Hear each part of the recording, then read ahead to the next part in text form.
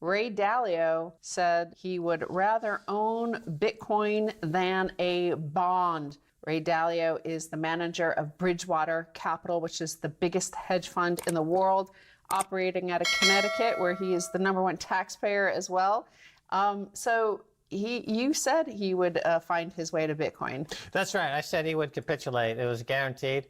And when he started to bash Bitcoin, I said this is a capitulation waiting to happen. It's an interesting statement because he also bashes bonds while simultaneously lauding Bitcoin. So he's another one that's now jumped into the end of the 40-year bull market and bond camp, clearly looking for inflation, clearly looking for bond yields to start going up. That is to say, bond prices going down.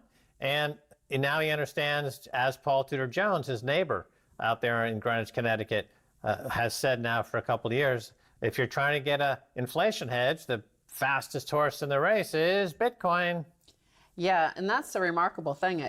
Again, the bond market is something that we've been watching for the entire over 10 years of Keiser report. It's often it is the widowmaker, right? Because it's in the biggest bull market in history for the last 40 years.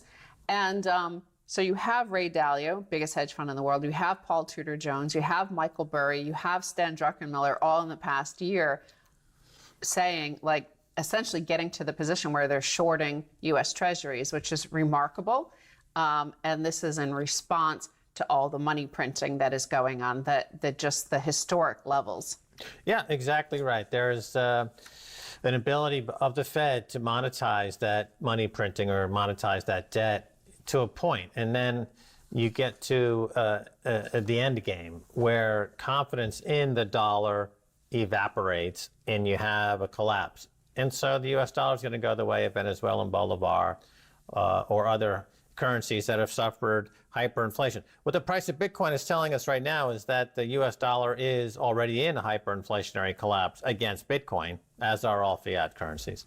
So Preston Pysh is looking at this announcement from Ray Dalio that he would rather own Bitcoin than a bond in an inflationary situation, and then now announce that he owns Bitcoin, which is, of course, the issue that we keep on talking about is the price signals and the absence of them, and how the Fed has, claimed they're trying to do good for everybody by destroying the price signals, by massacring the bond vigilantes.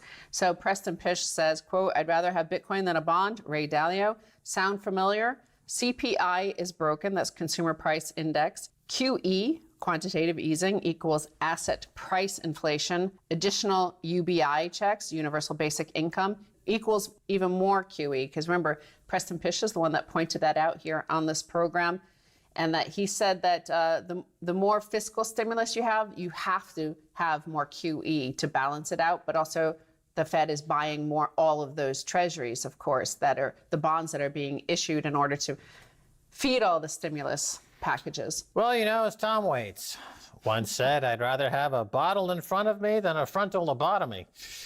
And that's where the Fed finds itself right now. It's effectively given itself a frontal lobotomy by performing unending quantitative easing, gutting the underlying economic dynamism of the U.S. economy, and now the country is effectively brain dead.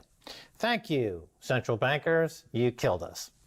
Well, thank you, Fed, and thank you, ECB, of course. Now, of course, you might look at my elegant gold-laced top and think, that looks like something from luxury maker like Louis Vuitton or something like that. Well, you know what?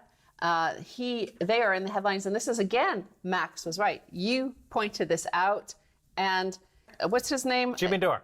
No. Bernard Arnault. Bernard Arnault. He has become the wealthiest man in the world, overtaking Elon Musk, Bill Gates, all those guys. Jeff Bezos, he's now the wealthiest man in the world.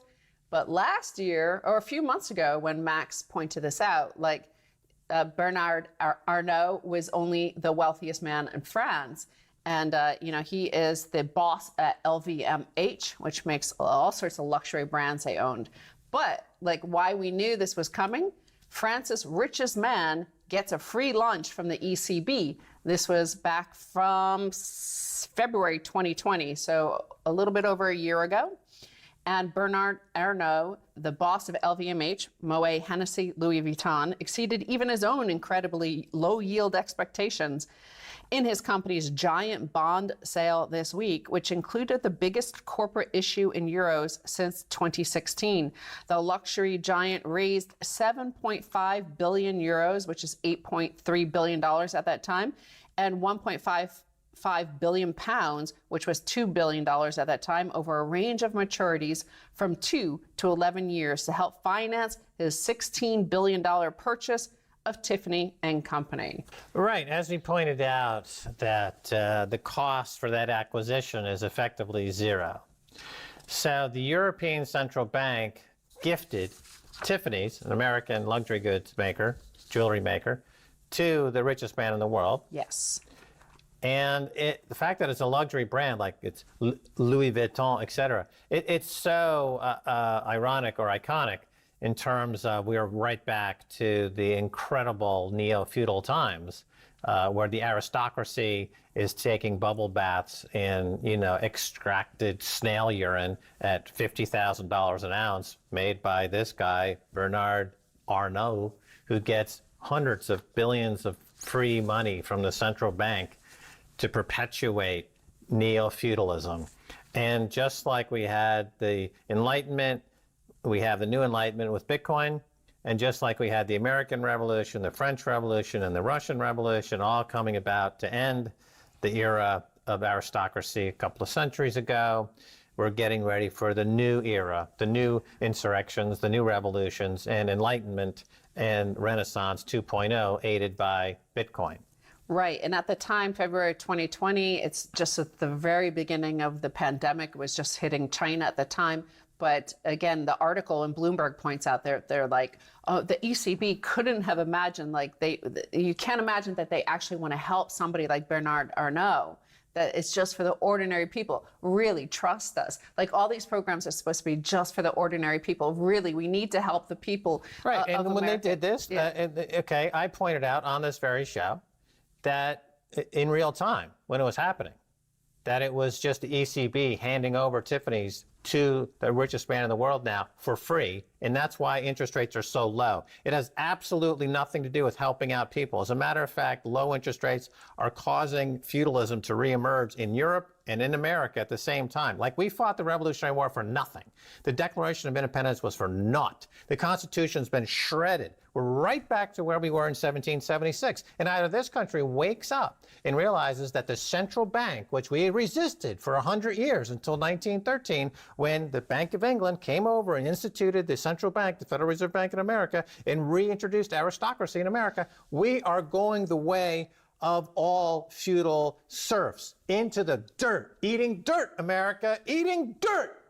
So you said that the ECB gave this Tiffany to him for free. In fact, they paid him to take Tiffany. So it was a double gift. It was definitely in that little blue box wrapped with a $16 billion in free money. And in fact, he got paid to borrow the money. According to this chart, LVMH gets paid to borrow. Its 3-year bond issued last year has moved negative in yield. According to the chart, it's almost certain that a bond of this size will have been bought by the ECB or will be picked at some point in the near future. Often the bank takes up to 20% of eligible issues, and there has been a real paucity of high quality credit since the quantitative easing program kicked back into life. Right, let him eat Tiffany's, right? This is a real moment in time when the aristocracy gets so arrogant that they pay Louis Vuitton, Bernard Arnault, to buy Tiffany's for a negative cost. And then they wring their hands and clutch their pearls and say, oh, we never intended to do this. And by the way, the kickback that we took, which was hundreds of millions of dollars into our bankers' pockets, and then we went and bought a chateau and a yacht, that was a pure accident. We had no idea how that happened, how printing trillions of dollars and making the most pernicious aristocratic in the world history we've ever seen, it was a complete and utter unforeseen incident, and we don't know what to do about it. Oh, wait, we do. We're going to print more.